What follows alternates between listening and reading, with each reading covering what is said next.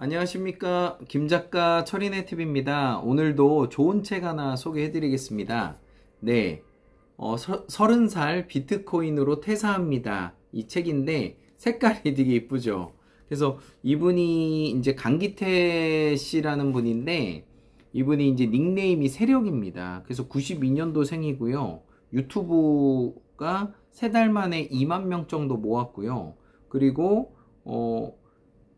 금융업을 대기업으로 다니다가 사회생활을 했지만 자기 통장에 1,000만 원 밖에 안 남아 있는 것을 확인하고 회의감을 느껴서 암호화폐를 시작해가지고 지금 현금 2019년에 그 2년 만에 50억의 수익과 월 2천만 원의 현금 흐름을 이렇게 만들었다고 합니다. 참 30대 초반에 이렇게 큰 돈을 만들었다는 것은 좀 대단하고요. 진짜일 수도 있고 가짜일 수도 있지만 어쨌든 책을 내서 비트코인으로 30살에 퇴사한다는 것 자체가 정말 이슈였습니다. 내용을 좀 보면서 말씀을 드리고 싶고요. 여기서 보면은 되게 재밌는 얘기가 되게 많습니다. 첫 번째는 비트코인 사이클을 이해하라는 말이 많이 나와요. 그러니까 비트코인이 2012년도에 처음 반감기가 있었고요. 2016년 7월 9일 그리고 2020년 재작년이죠. 5월 12일 날 반감기를 총 3번을 맞이한 거예요. 이건 이제 무슨 얘기냐면 코인을 컴퓨터로 그래픽을 통해서 채굴을 하는데 4년마다 내가 채굴할 수 있는 양이 반으로 준다는 얘기예요. 그러니까 내가 같은 노동을 대비해서 이 채굴을 한 달에 내가 코인을 만약에 10개를 했다면 그게 5개로 주는 거고 2개 반으로 주는 거고 1개 반으로 이렇게 반감기 반씩 줄어든다고 해서 지금 원래 비트코인이 2100만 개인데 1900만 개가 채굴이 돼서 200만 개 정도만 남았다고 해요. 그래서 최종적인 건 지금 2030년 정도 한 7, 8년 뒤면은 비트코인 채굴이 끝난다고 합니다. 그러면은 공급은 적고 수요가 엄청나기 때문에 가격이 올라가는 건 실은 맞는 거거든요. 근데 중요한 건 언제 올라갈지를 모르는 거거든요. 우리야 지금 올라가는 게 가장 좋겠지만 비트코인이 1억, 10억 이렇게 간다는 것은 언젠간 갈 것 같아요. 근데 그때까지 버티는 사람이 부자가 되는 것 같습니다. 그래서 추후에 2024년이 또 반감기가 오기 때문에 그때 가격이 상당히 올라갈 확률이 높습니다. 그래서 지금 2년 남았죠. 그러니까 2년 동안 없다 생각하고 묻어두면 돈을 벌 수 있는 건 사실입니다. 네, 또 다른 부분을 또 말씀드리자면 그리고 비트코인을 간접 투자한 회사에 대해서 얘기를 많이 하고 있습니다. 노르웨이 정부 연기금이 노르웨이가 또 펀드를 운영을 잘 하거든요. 국부 펀드에서 650만 달러를 비트코인에 간접 투자를 했고요. 블랙록이라는 세계적인 그 헤지펀드 회사죠. 미국의 자산운용사인데 여기는 마이크로 스트레이지의 지분의 15%를 투자했다고 합니다. 그리고 뱅가드 그룹도 마이크로 스트레이지의 11%를 투자했고요. 그리고 구게나인 파트너스도 이건 영국의 회사인데 5억 3천만 달러를 비트코인 간접 투자에 이렇게 하고 있고요. 그리고 암호화폐를 투자사 및 코인을 발행하려고 하는 업체들이 있는데 페이스북 같은 경우는 메타라고 이름이 바뀌었죠. 여기는 이제 DM이라고 이제 가상화폐를 만들려고 하는데 계속 연기되고 있어요. DM이 그 로마 시대의 그 금의 단위가 화폐의 단위가 DM이래요. DM. 그래서 그 가장 번성했던 그 시대를 따서 이제 DM이라고 만들었다고 그때 들었고, 그리고 카카오 같은 경우는 클레이라고 있어요. 지금 그 상장돼 있는 회사가 코인원에 상장이 돼 있는데 클레이가 지금 상장돼 있고요. 그래서 카카오 계열은 클레이를 통해 가지고 이 가상화폐를 통해서 엄청난 일들을 하려고 하고 있습니다. 그리고 나달이라는 또 우리나라 회사인데요. 통합 결제 시스템인데 페이코인을 또 만들었고 추후에 그 BMW 결제를 페이코인으로 하면 뭐 할인해 준다라는 게 신문에 나서 좀 이슈가 됐었죠. 그리고 이제 테라라는 회사는 그 루나라는 암호화폐를 이렇게 이제 시도하고 있고요. 그러니까 전반적인 그 메타버스 상에서 블록체인과 연결을 해서 우리 아까 얘기했던 페이스북, 메타, 그리고 카카오, 우리나라는 카카오죠. 이런 회사들이 암호화폐를 계속 만들어내고 있어요. 왜일까요? 그러니까 돈이 되니까 솔직히 만든다고 보는 거거든요.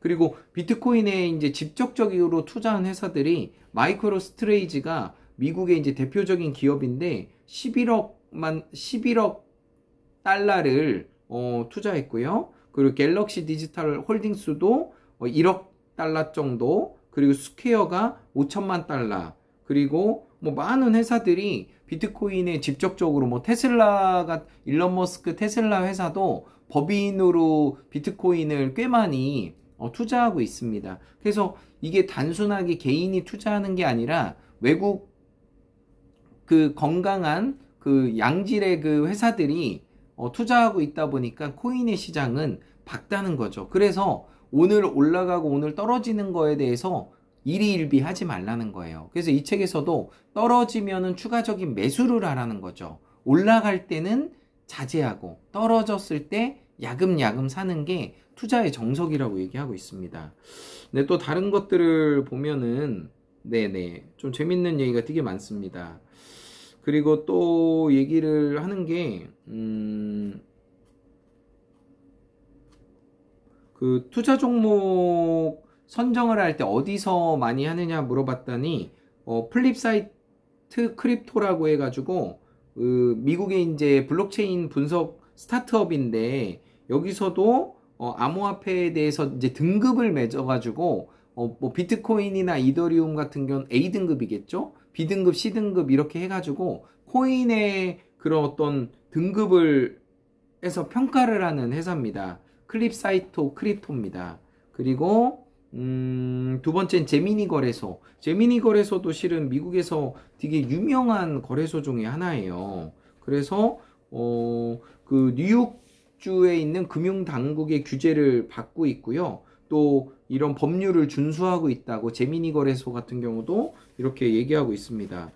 그리고 또 얘기하는 게 그레이스케일 자산운용사인데 여기는 2013년도에 설립이 됐고 미국 암호화폐 신탁펀드 투자회사예요.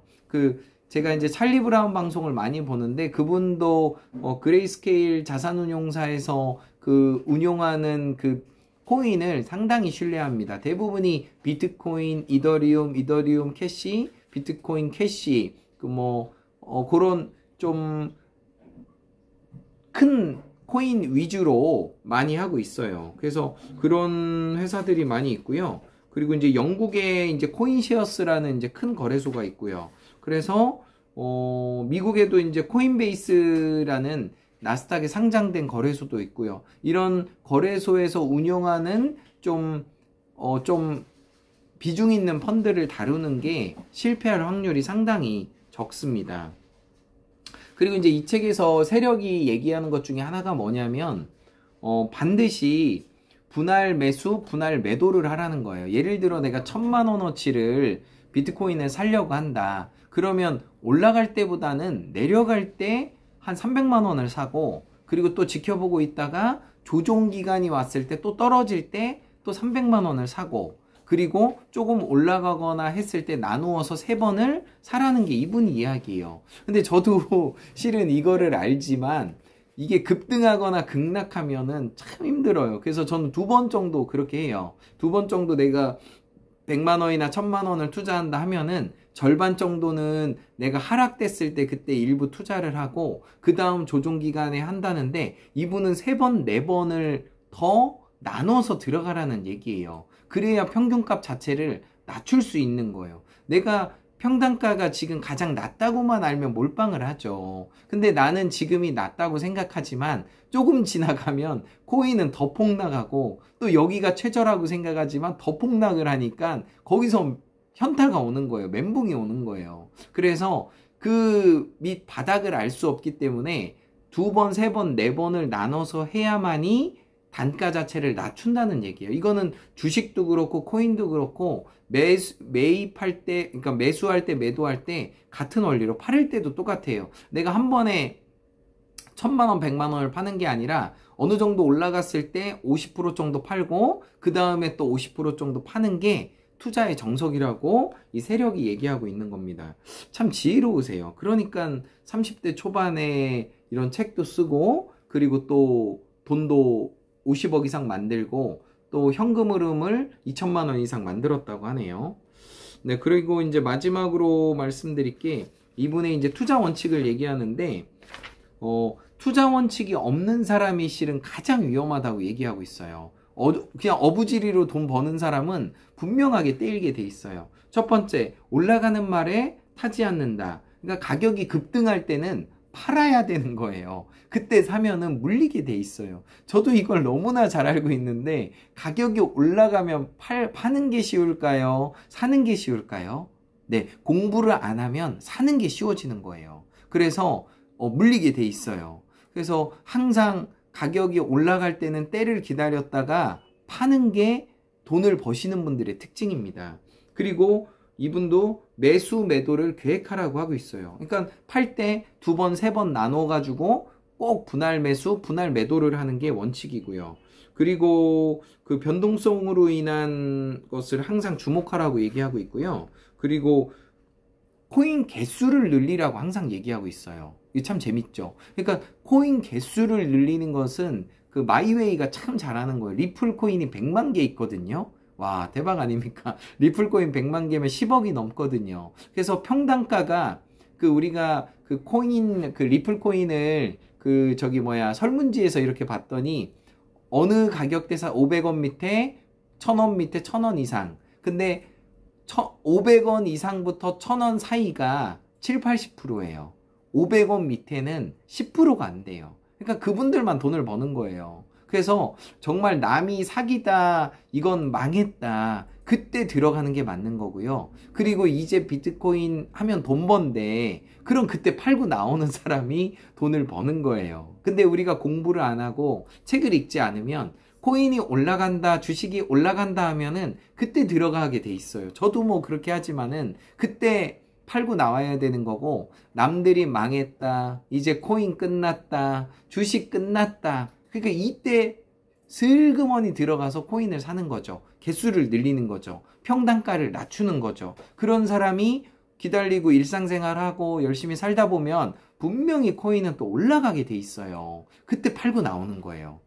너무 멋지지 않습니까? 근데 삶은 이런 계획과 일치하지 않는다는 게 또 매력이잖아요. 그러니까 어쨌든 우리가 공부를 했기 때문에 정리하면, 우리가 코인이든 주식이든 살 때는 분할 매수를 3번 이상 하라는 게 가장 중요한 거고요. 그리고 신문에서 이제 코인 망했다, 주식 망했다, 최악으로 떨어진다, 어떻게 하라고요? 이때 들어가서 사라는 얘기예요. 그리고 이제 코인으로 돈 버는 사람이 있다, 주식으로 돈 버는 사람이 있다, 이때 팔고 나오는 사람이 진짜 세력이라는 것입니다. 어쨌든 우리 비트코인으로 30살에 이 퇴사를 했고 책까지 쓰는 것을 보면서 지금은 이제 공부를 해서 내가 좋은 학교를 들어가고 좋은 대학을 나오고 좋은 직장을 들어가는 것은 5% 미만이에요. 대부분은 일반 100만원, 200만원, 300만원 주는 대기업처럼 막 500만원 주는 데는 들어갈 수도 없고, 200만원 이쪽 저쪽에 2, 300만원 받는 데서 평생을 우리가 일하고 노동으로 살아가야 되는 게 많아요. 그렇기 때문에 우리가 책을 보고 인문학을 보고 공부를 한다면은 부가적인 월세를 얻을 수 있고, 또 주식과 코인에 대해서 정통을 한다면 분명히 저는 부자의 길은 여전히 있다고 생각합니다. 예, 마법의 공식 외치겠습니다. In every way, I'm getting better and better. 나는 모든 면에서 점점 좋아지고 있다. 감사합니다.